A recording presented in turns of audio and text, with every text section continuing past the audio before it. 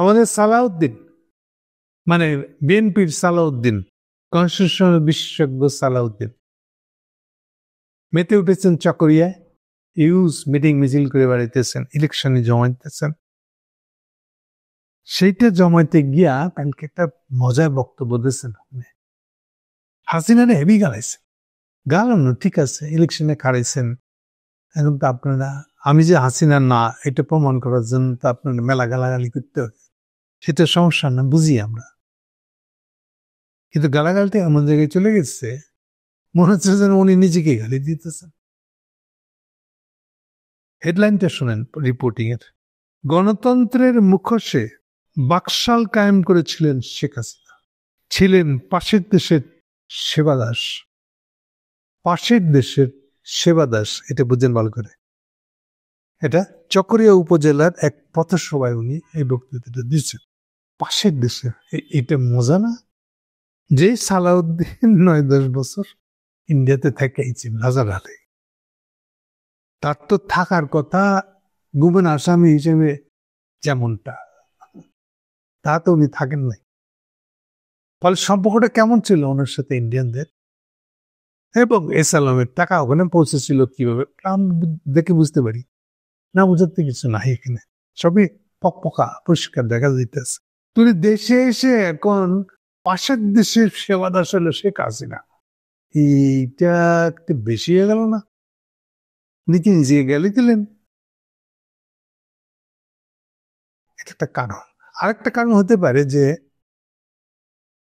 খুব সম্ভবত তার এলাকার লোক বাংলাদেশের আমজনতা দিক দিয়ান, এটা হচ্ছে কমন ফেনোমেনা। এখন এই অ্যান্টি ইন্ডিয়ান ভোটারদেরকে ভোট কেমনে দিবেন উনি? ফলে ওখানে গিয়া উনাকে মুখ ছুটাইতে আসছে, তাতে গালিটা নিজের উপর এসে পড়লেও কিছু করার নাই তার। ওই অ্যান্টি ইন্ডিয়ান ভোটারদেরকে উইন করতে গিয়া তাকে এই ধরনের কথা বলতে হয়েছে বলে আমি মনে করি। দেখেন আরো বলতেছে, ফ্যাসিস্ট হাসিনা তার নির্ধারিত ঠিকানা দিল্লিতে গিয়ে অবস্থান করতেছেন। শেখ হাসিনা বাংলাদেশের অস্তিত্বে কখনো বিশ্বাস করেন নাই, মনে প্রাণে তিনি কখনো বাংলাদেশে অবস্থানই করেন নাই। বাংলাদেশে আছি ফাঁকে একটু বলে দিই, ওর বাবা মারা যাওয়ার পরে শেখ হাসিনা 6 বছর ছিল ইন্ডিয়া, আর সালাদুর সাহেব 9 থেকে 10 বছর।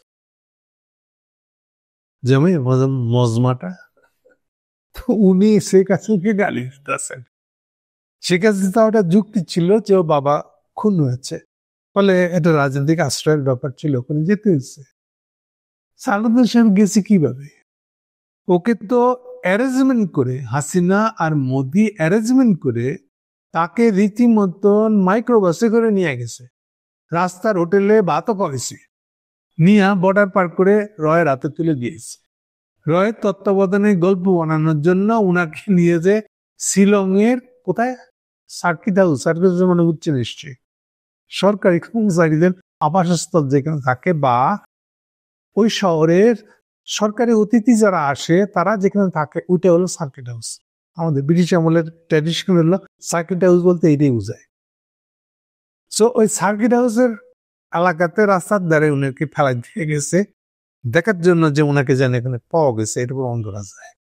কিন্তু কাহিনী তো হলো যে এটাকে একে রীতিমতো রাস্তায় ভাত খাওয়াই নিয়ে গেছে। এরপরে ওখানে নিয়ে গিয়ে তাকে রাখা হয়েছে, কয়েকদিন নাটক পাটক করে এবার তো একেবারে তিন রুমের বাসায় একেবারে রাজার আলের সোফাতে যেইভাবে বসে আছেন উনি, এই যে আরাম এসে থাকবেন উনি কেমনে থাকবেন? উনি ভাবতেছেন এই লাগে বুঝবে না, দেশে এসেও উনি কোনো গুমের মামলা করতে রাজি ছিলেন না।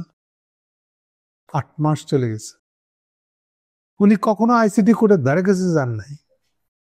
এতে কি বোঝা যায় না? শেষে দেখছে যে এটা নিয়ে মেলা সমালোচনা হইতেছে, সামনে আরো কি কি হয় না হয়, বেটার একবার গিয়ে চেহারা দেখে আসি, 2টা কাগজ ফেলে দিয়ে আসি, বলতে পারবো জানি তো মামলা দিয়েছি। মামলা নিয়ে কোচাকুচির কোনো আগ্রহ নাই ওনার। এনিওয়ে, শেষটা আরো ইন্টারেস্টিং। এদেশে সম্পদ পাচারের জন্য, এদেশকে করদ রাজ্যে পরিণত করার জন্য উনি কাজ করে গেছে। সাংঘাতিক। নামে মাত্র শাসন ব্যবস্থা চালু থাকলেও এটা তো বাক্সা। নিজেই বলতেছে আমি প্রায় 10 বছর নির্বাসিত জীবন, এটা হচ্ছে ইন্টারেস্টিং, সবাই খুব মনোযোগ দিয়ে শোনেন এই জায়গাটা।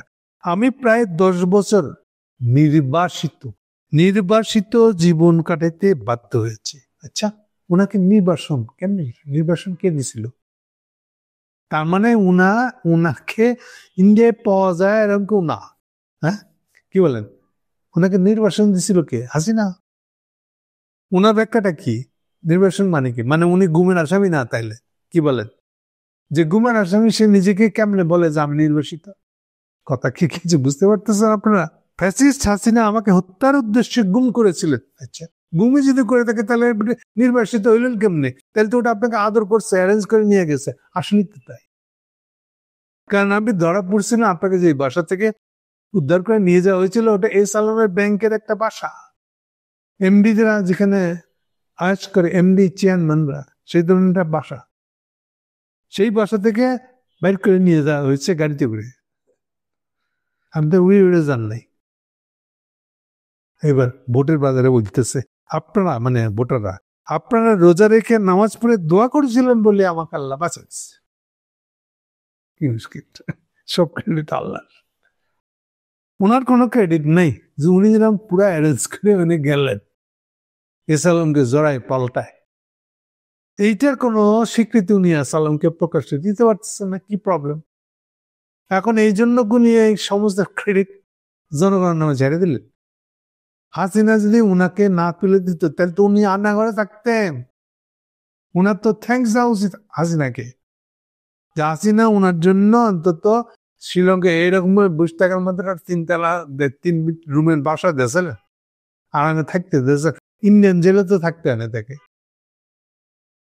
থ্যাঙ্কস দেওয়া উচিত না? এই হচ্ছে কন্ট্রাডিকশন। হাসিনাকে বলতেছে সেবাদাস, পাশের দেশের সেবাদাস, তাহলে উনি কে? হাসিনা যদি পাশের দেশের সেবাদাস হয়ে থাকে তাহলে উনি কে? হাসিনা এখনো ইন্ডিয়াতে আছে, সেই জন্য উনি সেবাদাস? তাহলে উনি কে? এই প্রশ্নগুলা তাকে তাড়া করে বেড়াবে। সালাউদ্দিন সাহেব এখান থেকে বেরোতে পারবেন না। সবাই জানে, কারো জানতে বাকি নাই যে তিনি ইন্ডিয়ার কে হন। উনি হলেন ইন্ডিয়ার সাংবিধানিক বিশেষজ্ঞ। এটা হচ্ছে বড় ব্যাপার। এবং তারেক জিয়া উনাকে একেবারে খোলা আম দাসে যে আপনাকে ইন্ডিয়ান ব্রিফিং অনুযায়ী আপনি ঐক্যমত্যের প্রয়োজনে গিয়ে খালি বক্তৃতা মারবেন। এইটা কি কারো বুঝতে বাকি আছে? আল্লাহ বিচার করব।